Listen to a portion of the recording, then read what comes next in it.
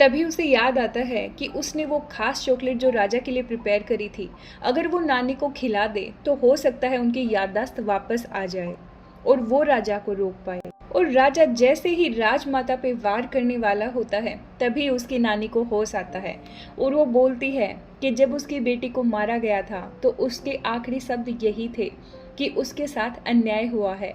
और वो अपने बेटे यानी राजा को बोलती है कि तुम बड़े होके मेरे साथ हुए अन्याय का बदला लेना और बहुत ही नेक दिल और युगों युगों तक याद रखा जाने वाला राजा बनना। इस बात पे राजा रुक जाता है। कुक योन और पूरा राज दरबार भी राजा को बोलता है कि आपकी माँ कभी नहीं चाहती थी कि आप खून की नदियां बहा दें, प्लीज महाराज रुक जाएं। लेकिन राजा अपने दुख को कंट्रोल नहीं कर पा रहा था। वो अपने लेट पापा से पूछता है कि आखिरकार क्यों आपने मेरी माँ को मारा और मुझे गद्दी पे बिठा दिया। और कैसे न करके सारा माहौल शांत हो जाता है और आखिरकार दो ही लोग सबसे ज्यादा दुखी थे, एक तो कॉन्सर्ट कांग और एक राजकुमार जेसन, कि उनके सारे प्लान पे पानी फिर गया था। इधर शांत होने के बाद राजा अपनी माँ की मेमोरीज को याद करता है और कुकियोन को बोलता है, क्या तुम्हारे साथ ऐसा कभी हुआ है कि तुम्हारी पूरी दुनिया उजड़ गई हो?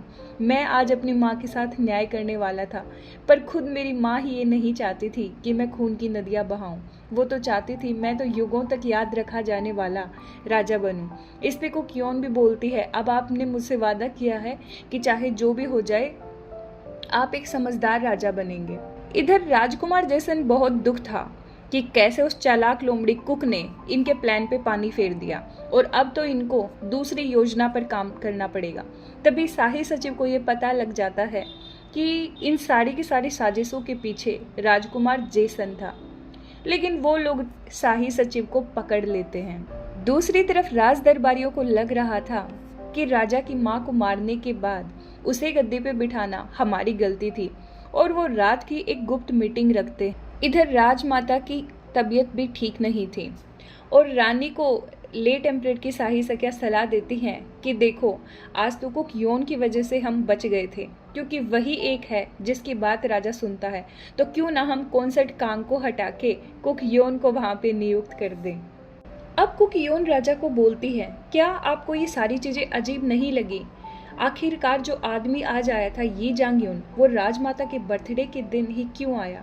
आखिरकार कोई तो है जो आपको भड़काना चाहता है। वो जो भी है वो ये नहीं चाहता आप एक बुद्धिमान राजा बने, लेकिन आगे से आपको सिर्फ अपनी माँ की बातें याद रखनी। समझदार और नेक दिल राजा। कुक योन ये सुझाव देती है कि राजमाता के मन में भी ढेर सारी बातें होंगी, तो क्यों ना आप और राजमाता शाही भोजन करें, क्योंकि कई बार जब हम खाना खाते हैं तो दिल की बातें जुबान पर आती हैं। और शायद यही एक कारण है कि मैं भविष्य से इस युग में आई हूँ और आपकी कुक बनूं, ताकि मैं इतिहास को चेंज कर सकूं। आप एक तानाशाह राजा ना बनके एक नेक दिल राजा के रूप में इतिहास में जाने जाएं। और आखिरकार वो राजा को मना ही लेती है कि आज का शाही भोजन मैं राजमाता के कक्ष में पेश करूं। तभी कुकियोन बोलती है कि इस सारी भागम भाग के बीच में मैं आपको एक इम्पोर्टेंट बात बताना ही भूल गई। मिंग डायनेस्टी के कुक ताई बाईलोंग ने मुझे कहा था, जैसे ही चीजों के किनारे साफ साफ दिखाई नहीं देते, वैसे ही संकट के समय दरवाजे की कुंडी लगा के सोना चाहिए। लेकिन राजा को भी इस पहेली का मतलब नहीं समझ आता।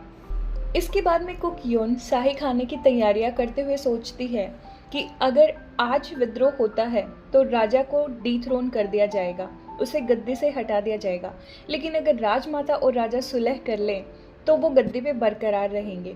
दूसरी तरफ राजकुमार जेसन ने पूरे के पूरे विद्रोह की प्लानिंग कर ली है कि कैसे आज जहाँ पे राजा शिकार करने जाते हैं वही जगह उनकी कब्र बन जाएगी, लेकिन इसके लिए उन्हें कुक योन को किडनैप करना होगा। साथ ही साथ उन्होंने इस पूरे के पूरे मामले में शाही सचिव को फंसाने का डिसीजन लिया।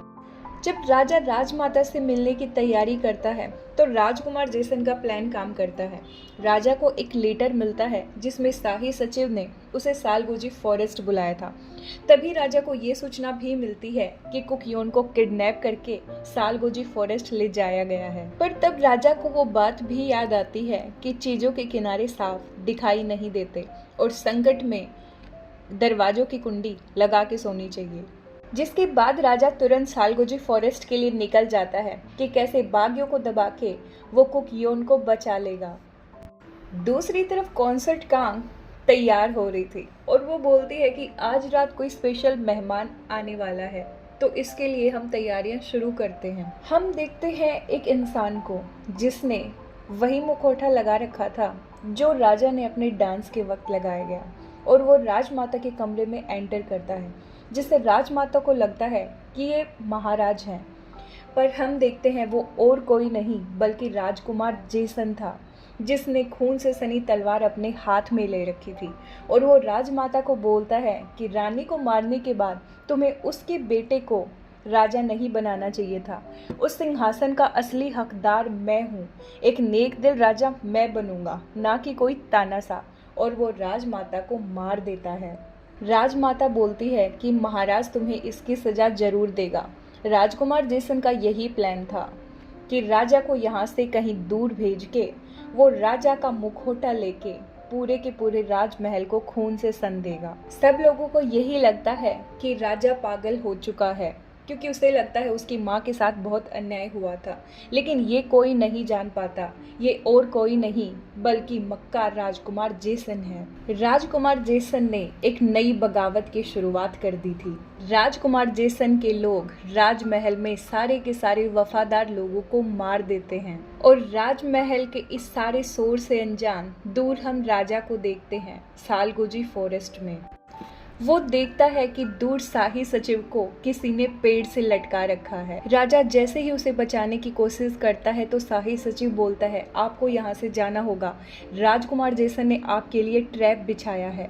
और हम देखते हैं तभी कुछ लोग तीर से राजा पे हमला कर देते हैं, लेकिन राजा को वहाँ से हटा के खुद शाही सचिव उन सारे तीर को खुद पे ले लेता है, और शाही सचिव की वहीं पे डेथ हो जाती है। लेकिन राजा शाही सचिव के डेथ को स्वीकार नहीं कर पाता, और राजकुमार जेसन के रिबेल राजा पे हमला कर देते हैं। एक वफादार शाही सचिव के मरने पे राजा बहुत ज्यादा दुखी होता है, वो शाही सचिव की मौत को स्वीकार नहीं कर पाता। दूसरी तरफ हम देखते हैं कुकियोन को, जिसे और किसी ने नहीं बल्कि गोंगिल ने ही किडनैप किया था, क्योंकि गोंगिल को इस बात की भनक लग गई थी कि राजकुमार जेसन विद्रोह करने वाला है। लेकिन तभी वो लोग कुकियोन पे हमला कर देते हैं।